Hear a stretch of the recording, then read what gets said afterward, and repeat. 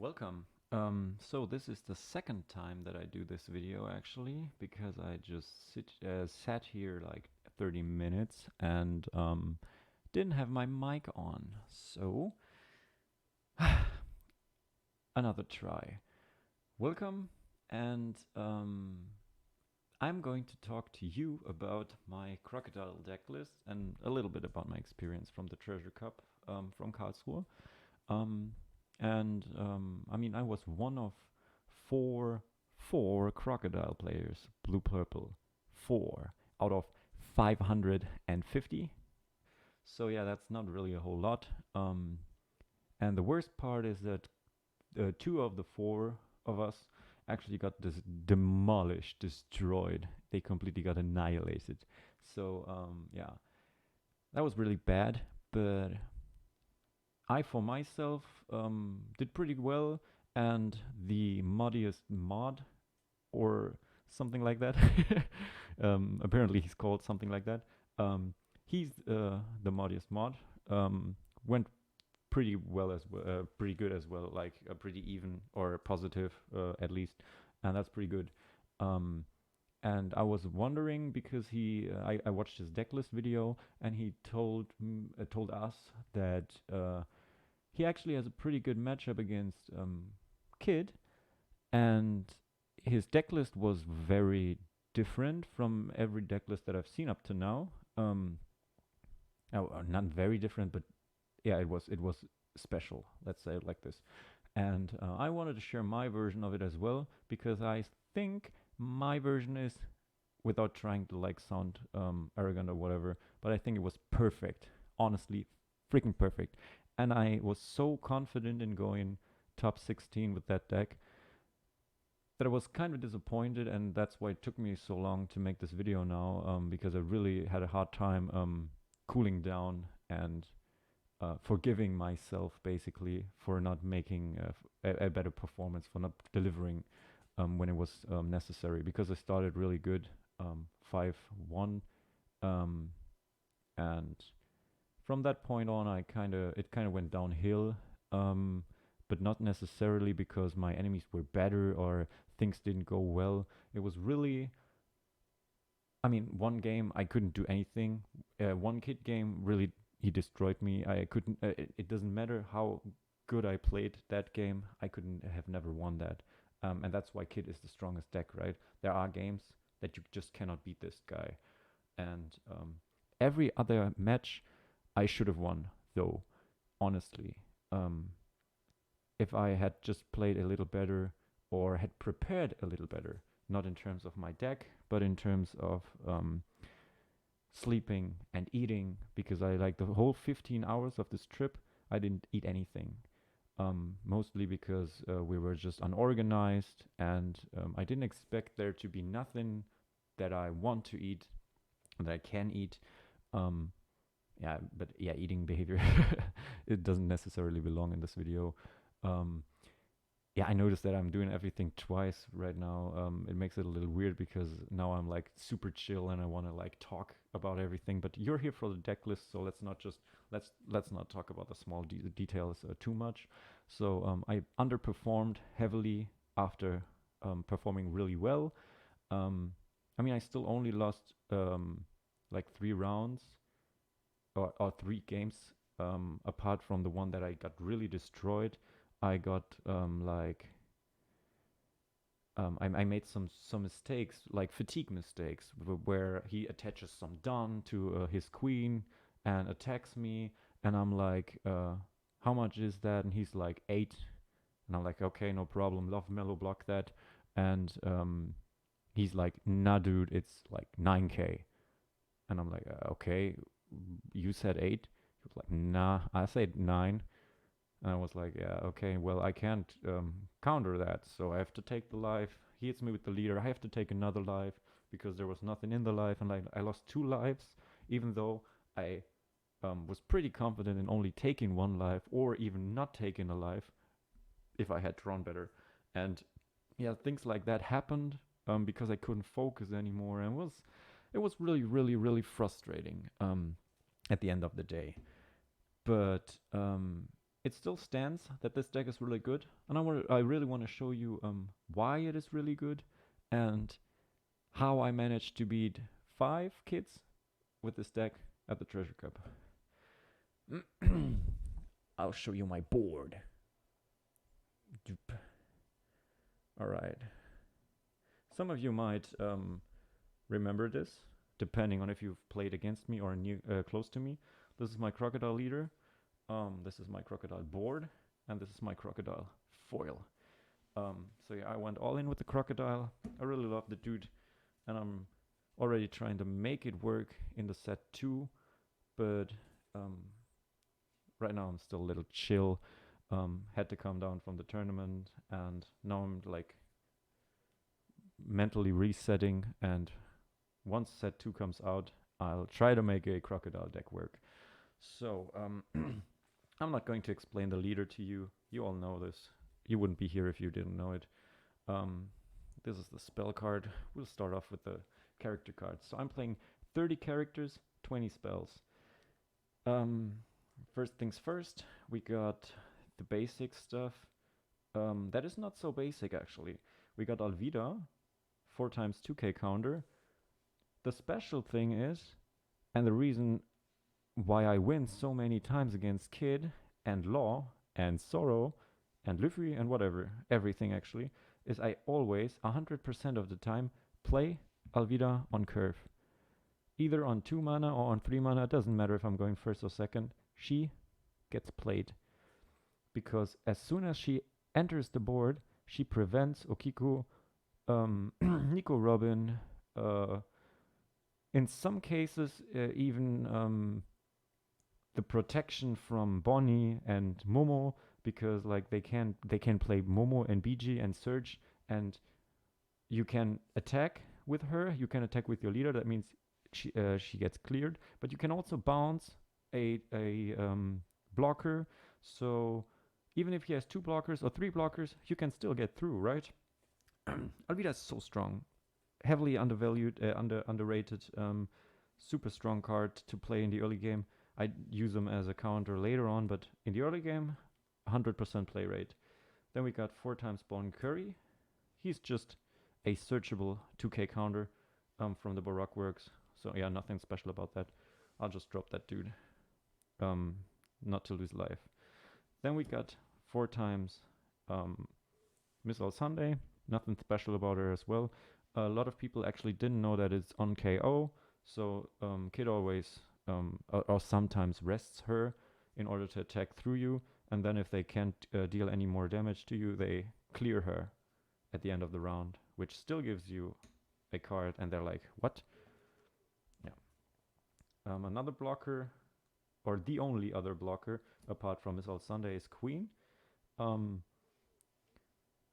Yeah, just a 5 mana, 6,000 dropper blocker, really good, and lets me draw 2 cards and discard something that might stick in my hand that I don't want to stick in my hand. And now we got the big beaters. We got 6 cards, 3 times Babanuki, 3 times Virgo. This is basically my win condition. I have 6 of them. I actually wanted 7 of them, but I had to give 1 to my brother who wanted to play Doflamingo. So yeah, I'm only running 6 in this deck. I play these on 5 every single turn, every single game. Yeah, on curve. If I'm going first, if I'm going second, I'll talk to going second. Yeah, after I showed you all the cards, I showed you strat how to win with going second, because I actually yeah, I think I went every game second except for 1, and going second is my preferred strat with that deck. But if I'm curving, I just against Kid it's super good. Kid wants to go second as well often, so I just play this on 5, maybe play this on 7 again, and like with all the spells, you never get that cleared, never. And you only have to attach 1 Dawn in order to attack the 8-cost Kid. Then we get 4. Well, there's something wrong. Doesn't matter. We got 2 Who's Who and 2 Doofies. Who's Who just He's a little niche, but he's super strong against the law matchup. Actually run this in the law matchup, just to clear the board and to get rid of like threats. And this one is just so good on curve. 5 Virgo or Bamanuki, 7 Doflamingo, bounce Basil Hawkins, bounce the 7-drop kid, but whatever, doesn't matter. You just bounce whatever.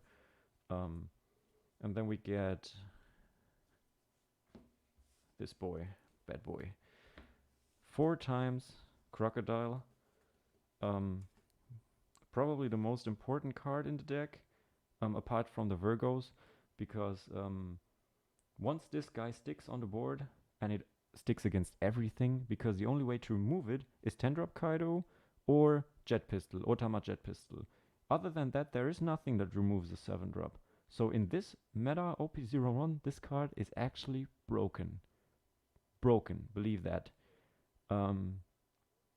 But it also, having a deck that is so heavily focused around this deck, this card, means that you're auto losing against Doflamingo deck, which sadly is like it is just how the game works, right? I built this deck knowing fully well that if I face a Doflamingo at the Treasure Cup, I auto lose, and that's just what it is, and that's just what happens. You play him, you lose. But I was pretty lucky because I really only mainly played Kid, and that was the intention of the deck. So yeah, that was pretty good. Okay, so we got these 4. Never mind, we don't. We have these 2. I don't know my deck. So it's Baroque Works. I play this if I'm starting. I play this always on turn 1 in order to draw me Crocodile, because I want to go 5 Virgo, 7 Crocodile, right? So this is just me searching for this card. If I can't take the Crocodile, I'm also fine taking Miss All Sunday or whatever I can get. Then we got 4 times Desert Spada. That's just a 1 mana, look at the top 3 cards, relocate them in the way you like, and then draw. So it's basically another way of getting Virgo or Crocodile in your hand early. Like this whole thing is just set up so that I can play Virgo and every single time on 5 and Crocodile every single time on 7. That's the perfect game plan. That's what I want to do. Or like Virgo on 5 and Virgo on 7 if I already lost a life, because I obviously don't want to die. And if I play Virgo on 5 and on 7, I still have 2 mana to play a spell that can protect my life.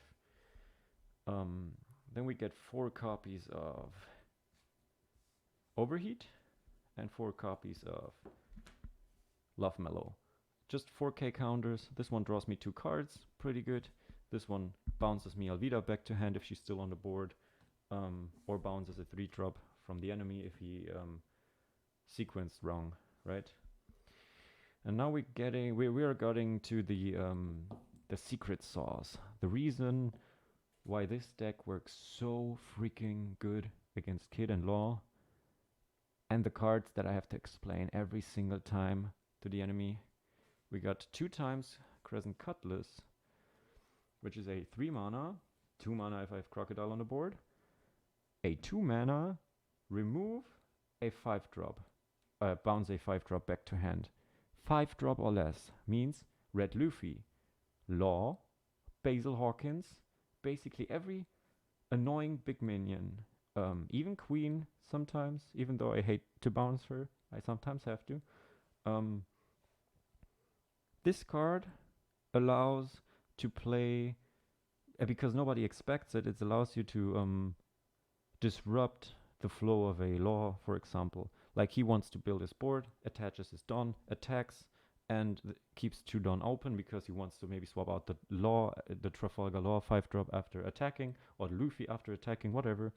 And you just bounce it at the last attack so that he has no more Dawn, and then like he sits there and has 2 Dawn open and he can't play anything because he only has big beaters in his hand. And he already played the hand around shuffling. So yeah, that card really good. It also doesn't have the requirement of rested or not rested or active minions. It just bounces. Doesn't matter. Then we got 1 copy of Sables. That's basically just a very, very cheap Doflamingo. It bounces a 7 cost or less for 4 or 3 mana if he's on the board. And that's pretty good, because 3 mana, bounce a 7 cost and give me a card, I'll take that. And then we got the magic. This is the best card in the deck probably. It's Elephant Machu. I have to explain this card every single time. It's a 4 mana, destroy a 2-drop or less, and get a active Dawn. So I can basically play, if I'm going second, I can play this on curve, 4, destroy something from the law or something from the kid, a small drop, a searcher or a blocker, and then I get a Dawn. That means I can play Desert Sparta next turn and defend myself, because I didn't play minion. He's not going to attack for 7 in the third turn. He's going to play something and hit me. So I get to defend, I don't really lose anything. And at the next turn, I'm on 7, which means in the third turn I can already play a Crocodile. While he's only at 5 Dawn, he played a 5-drop at best. In the worst case, he just played some blockers and a Searcher. He did nothing. And I have a Crocodile on board. And if that happens, I win the game. This dude also has Trigger, which means if I'm lucky and it's in my life, well, I get a free destruction, I get a free KO, and I get a free ramp. This card is insanely good. And I really tilted some law player. One law player was kind of tilted by that card. Because I can also, like all of these spells, like I don't need to run more than 3, I don't need to run more than 1, and I don't need to run more than 2, because I can, all of these spells, I can take them back with Missile Sunday. If she dies, I can, every single spell out of these 20 spells that I'm running, I can take them back and I can reuse them. So once I bounce you with the Sables or with the Crescent Cutlass, you're going to think twice if you attack me and how you attack me and how you order it. And that is so much pressure that I just win, because I just play this dude and I play 2 Virgos or maybe a Babanuki and a Virgo. And when you have this board, all I need to do to beat Kid every single time, I attach 1 Dawn, I attach 1 Dawn, and I attach 1 Dawn. 1 on my leader, and I still have like 1, 2, 3, 4, 6 Dawn left. That means I could potentially go 2 times 10 if I don't want to defend myself at all, or I just keep 2 Dawn open to play spells next turn and go all 9. Yeah, something like that. Or I just attack 1 with 10 and 2 with 8, doesn't matter. But it opens up so much freedom in your gameplay, and the only really bad matchups for this is actually Kaido, because he can high roll your ass. Like if you play 7-drop King, 7-drop Crocodile, and 7, like you have this board, and he plays the 10-drop, that's rough to get back from. That's why I never play more than 2 cards against King. Against Kaido, because I'm so afraid of the 10-drop. And even if he removes it, these 2 together cost me 10, which means I can just play them both, or I can play a Queen and one of those, right? So I can build up board right after he cleared the board, and then I basically win the game as well. Even though really Kaido is really rough matchup, I was just very lucky not to play against too many, and yeah. Dofi's same. Like I was just really lucky that I dodged Dofi's, because they would just beat me, and I got really lucky that I won the early games against the Luffy and the Law and the kids, the 3 kids, because by winning against those dudes, I get in the higher bracket, and higher bracket is only Kid. Like you only see Kid, and the Dofi's and the Zoros are like hard stuck in the bottom bracket. So yeah, I got really lucky in my draw. And I really think Crocodile undervalued, underrepresented. And I'm really like a little sad and maybe ashamed that I couldn't perform the way I was planning to, or I was I just wished I performed a little better. But overall, I'm still very happy with how everything worked out, and the people that I met were really, really nice and really friendly. There was one toxic dude, really, really toxic dude. But I guess that's that's just the game, right? I mean, everyone's there to compete and trying to do their best, and if things don't work out the way they were planned or they were supposed to go, yeah, you might get a little tilted, but it was a pretty nice experience seeing all these people. Yeah, be actually very friendly and like just pretty cool. And like I said, the big shout out to the moddiest mod. Maybe I link him. If I find him, I have to find him because I'm not really invested into all this, or I'm not really into his YouTube channel or whatever he's doing. I just saw the video and I was like, dude, that's such an insane deck, like very interesting. And he was like, yeah, show me whatever you got as well. And I was like, okay, I'll do it. Why not? So yeah, here I am. I hope I hope you enjoyed it. I hope anyone can like take something from this. Maybe some inspiration, maybe for set 2 as well. I have a little idea already with the Impel Down stage because it's not specific to a character. Like Onigashima, you can only use that with Kaido or a king. But the what is it called? Impel Down Island is the prison is just a basic event stage that you can use with everyone. So I could use it to shuffle the deck, and you have like searchable 5 cost 7,000 vanilla crocodiles that you can search, and other stuff from the Impel Down yeah, typing that could be really useful. But yeah, we gotta see. Once I find out where to go with this deck, I'll let you know. And yeah, I'll hope to perform better at the next event where I go.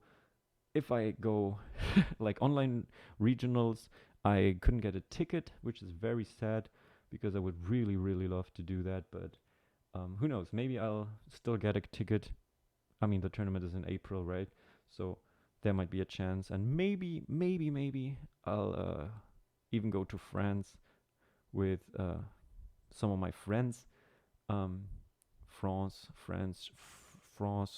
I'm not so sure. Sorry if I butchered that, but yeah, that will be a really interesting experience.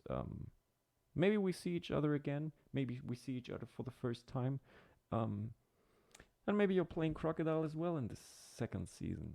So yeah, I hope you're having a good time. See you, man. Boys and girls, men and women, so whatever. Sorry.